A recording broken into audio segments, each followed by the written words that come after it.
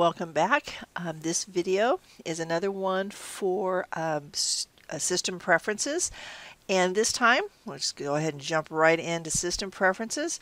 We're going to look at displays, energy saver, and sound. We'll start first with displays. This is particularly useful if you have a laptop and a secondary monitor, as I do.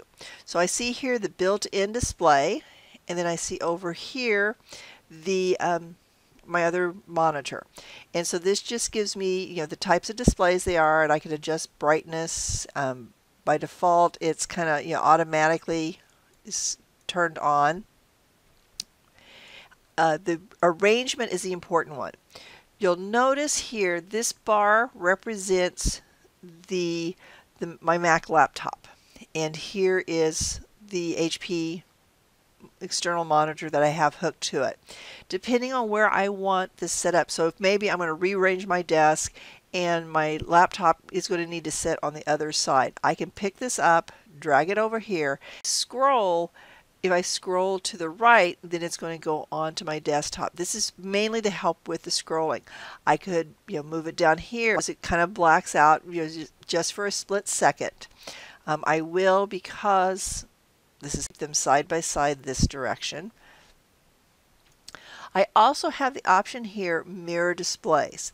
For me personally, I tend to have it where it's extended, where I can have two different screens and see different things, but I can also turn on mirror displays. I'm going to go ahead and go back. Energy. Again, if you're just on a desktop, you're not going to have this battery option, but this is when you put the computer to sleep and when it is not using any or very little power. Strongly recommend, if you're on a desktop, go ahead, maybe set it for an hour, because if that means if you're away from your computer for an hour, the computer's going to go to sleep and save energy.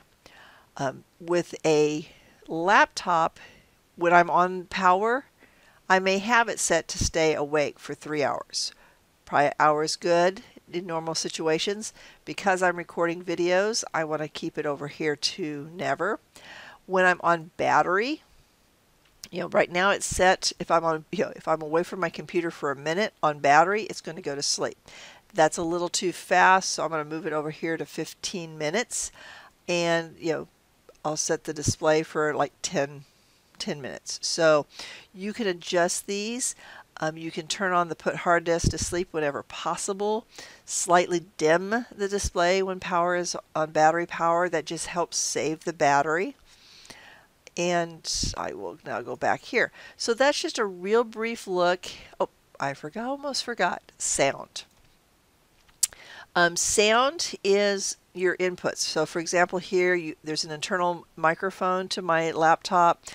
This Wirecast Virtual we won't worry about because it doesn't work right. The Logitech webcam. So I see all the different devices that are hooked up to my computer that I could use to input sound into it. And you can see that it's bouncing back and forth as I'm recording this video. I have my output, internal speakers, my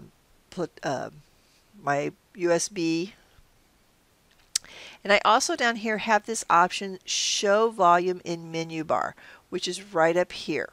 You can turn that off. I'm not a big fan of that idea because of this. I want to show you this trick. So I'm going to close this.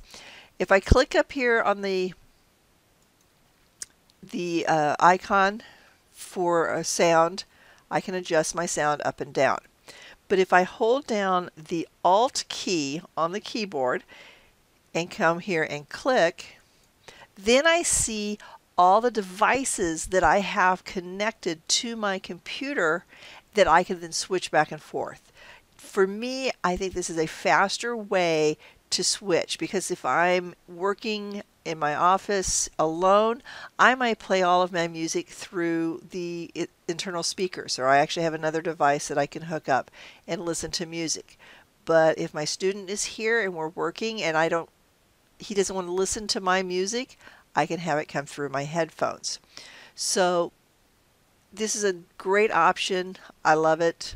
But you also have, through the system preferences, the ability to turn off this icon on your taskbar.